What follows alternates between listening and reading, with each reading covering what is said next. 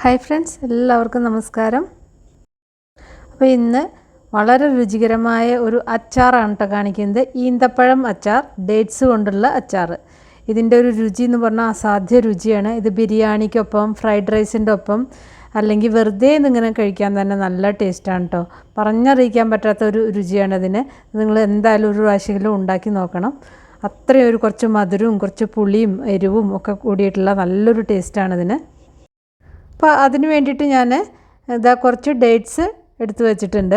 അപ്പോൾ ഇത് നല്ല സോഫ്റ്റ് ആയിട്ടുള്ള ഡേറ്റ്സാണ് ഇപ്പോൾ ഞാൻ എടുത്തിരിക്കുന്നത് കേട്ടോ. അപ്പോൾ അങ്ങനെ ആകുമ്പോൾ നമുക്കിത് പെട്ടെന്ന് ഉണ്ടാക്കിയെടുക്കാനൊക്കെ എളുപ്പമാണ്.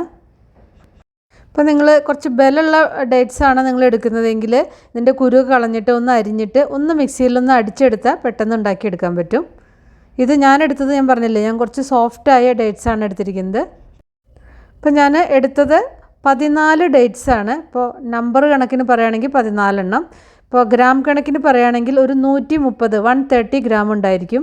ഇനി ഇതിൻ്റെ കുരുക്കെ കളഞ്ഞിട്ട് ഇതൊന്ന് അരിഞ്ഞെടുക്കുക. ഇനി ഇതിലേക്കുള്ള പുളിയൊന്ന് വെള്ളത്തിലിടണം. അതിന് വേണ്ടിയിട്ട് വലിയ നെല്ലിക്ക വലുപ്പത്തിലുള്ള പുളി, അതായത് ഒരു നാരങ്ങ വലുപ്പം, സാധാരണ ഒരു നാരങ്ങയുടെ വലുപ്പത്തിലുള്ള പുളി വെള്ളത്തിലിട്ടേക്കുക. ഇപ്പോൾ ഇതാ അരിഞ്ഞെടുത്തിട്ടുണ്ട്. ഇനി ഇത് പെട്ടെന്ന് ഉണ്ടാക്കാം. അപ്പോൾ അതിന് വേണ്ടിയിട്ട് 3 ടേബിൾ സ്പൂൺ നല്ലെണ്ണയാണ് ഞാനിപ്പോൾ പാനിലോട്ട് ഒഴിക്കുന്നത്. ഈ നല്ലെണ്ണ ഒന്ന് നന്നായിട്ട് ചൂടായി വരുമ്പോൾ അതിലേക്ക് 1/4 ടീസ്പൂൺ കടുക് ചേർത്ത് പൊട്ടിക്കുക. കടുകൊന്ന് പൊട്ടി വരുമ്പോൾ അതിലേക്ക് ഒരു 6 മണി ഉലുവ ചേർക്കുക. ഉലുവ കൂടി പോകരുത്, നല്ല കയ്പ്പ് രസം വരും. അപ്പോൾ ഒരു 6 മണി ഉലുവ ചേർത്താൽ മതി. 6 7 മതിയാവും കേട്ടോ. പിന്നെ ഇതിലേക്ക് ഒരു 2 ഉണക്കമുളക് ചേർക്കാം. പിന്നെ ഒരു പിടി കറിവേപ്പില. അതൊക്കെ ഫ്ലെയിം കുറച്ച് വെച്ച്, ഏറ്റവും ലോ ഫ്ലെയിമിൽ വെച്ചിട്ട് ചേർക്കാവൂ. കറിവേപ്പില ചേർത്ത ഉടനെ തന്നെ ഇതിലേക്ക് വെളുത്തുള്ളി ചേർക്കണം, അല്ലെങ്കിൽ അതെല്ലാം കൂടി കരിഞ്ഞു പോകാൻ ചാൻസ് ഉണ്ട്. അപ്പോൾ ഒരു 5 അല്ലി വെളുത്തുള്ളി ചേർക്കാം, ചെറുതായി അരിഞ്ഞത്. നാടൻ വെളുത്തുള്ളിയാണ് കേട്ടോ. 5 അല്ലി ചെറുതായി അരിഞ്ഞത് ചേർക്കുക. അതുപോലെ തന്നെ 1.5 ഇഞ്ച് വലുപ്പത്തിലുള്ള ഇഞ്ചി ചെറുതായി അരിഞ്ഞതാണ്. അതായത് ഏതാണ്ട് 1 ടേബിൾ സ്പൂൺ ഉണ്ടായിരിക്കും. അരിഞ്ഞതിൻ്റെ ശേഷം 1 ടേബിൾ സ്പൂൺ ഉണ്ടായിരിക്കും കേട്ടോ. അതും കൂടിയും ചേർത്തിട്ട് നന്നായിട്ട് വഴറ്റുക. ഒരു 3 പച്ചമുളകും കൂടിയും ചേർക്കുക.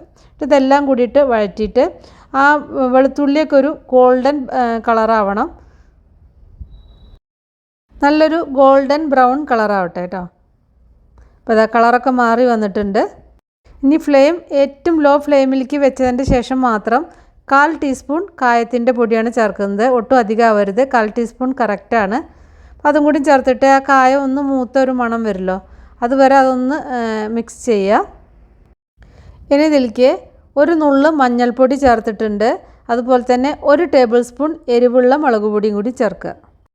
പിന്നെ 1 ടേബിൾ സ്പൂൺ കാശ്മീരി മുളക് പൊടിയാണ് ചേർക്കുന്നത്. അപ്പോൾ കുറച്ച് എരിവുള്ള മുളക് പൊടി ചേർത്താലാണ് ഇതിനാ ഒരു കറക്റ്റ് ടേസ്റ്റ് കിട്ടുക. അതിൽ എരിവില്ലെങ്കിൽ അതിനാ ടേസ്റ്റ് കിട്ടില്ല കേട്ടോ. അപ്പോൾ എരിവ് വേണം കുറച്ച്.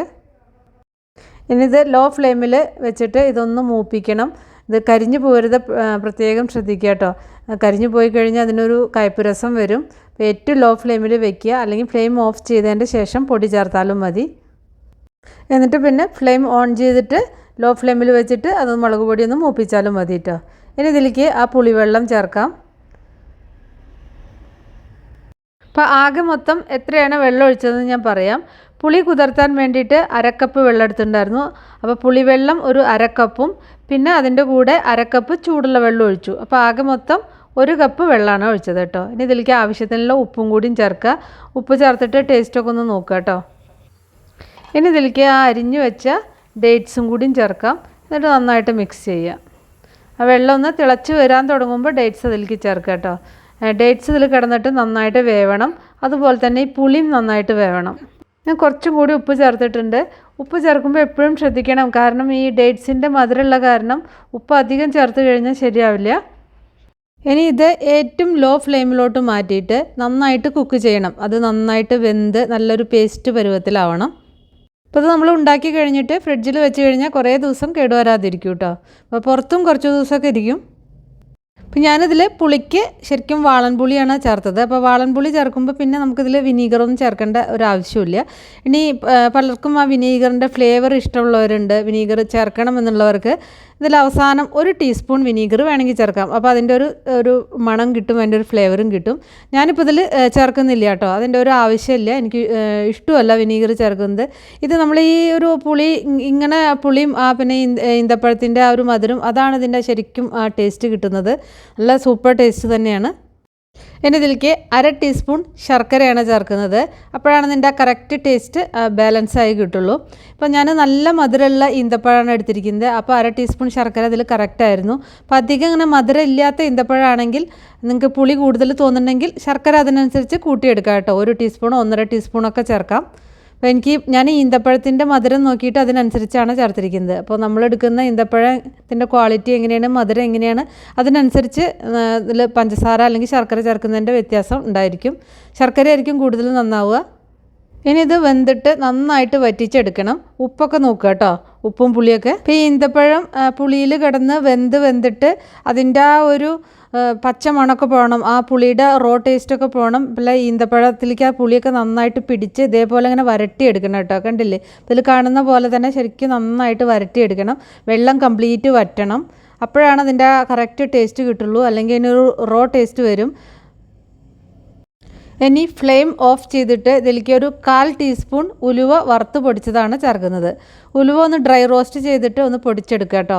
ഇത് ഉലുവയുടെ അളവ് അധികം ആവരുത്, 1/4 ടീസ്പൂണേ ചേർക്കാവൂ. എന്നിട്ട് നന്നായിട്ട് മിക്സ് ചെയ്യുക. അപ്പോൾ ഞാൻ ഫ്ലെയിമൊക്കെ ഓഫ് ചെയ്തു.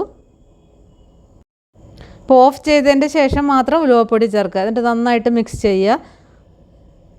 അപ്പോൾ ഇത്രയേ ഉള്ളൂ, നല്ല ടേസ്റ്റുള്ള ഈന്തപ്പഴ അച്ചാർ റെഡിയായി. അപ്പോൾ ഇതാണ് അതിൻ്റെ ഒരു പാകം. അതിൻ്റെ ഒരു കൺസിസ്റ്റൻസി ഇതേപോലെ ഇരിക്കും.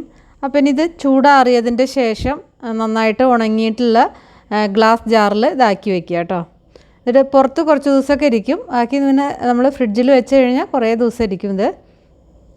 അപ്പം ഞാനിത് വളരെ കുറച്ച് അളവാണ് കാണിച്ചത്. അപ്പോൾ നിങ്ങൾ ഒരു പ്രാവശ്യം ഉണ്ടാക്കി നോക്കുക, എന്തായാലും ഇഷ്ടപ്പെടും. വെറുതെ ഇങ്ങനെ കഴിക്കാൻ തന്നെ നല്ല ടേസ്റ്റാണ്, സൂപ്പർ ടേസ്റ്റാണ് കേട്ടോ. നിങ്ങൾ ഒരു പ്രാവശ്യം ഉണ്ടാക്കി നോക്കണം. വീഡിയോ ഇഷ്ടമായെങ്കിൽ ഒന്ന് ഷെയർ ചെയ്യണേ. അതുപോലെ തന്നെ നമ്മുടെ ചാനൽ സബ്സ്ക്രൈബ് ചെയ്യാനും ഫോളോ ചെയ്യാനൊന്നും മറക്കണ്ട. അപ്പോൾ നമുക്ക് വേറെ ഈസി റെസിപ്പിയെ വീണ്ടും കാണാം. താങ്ക്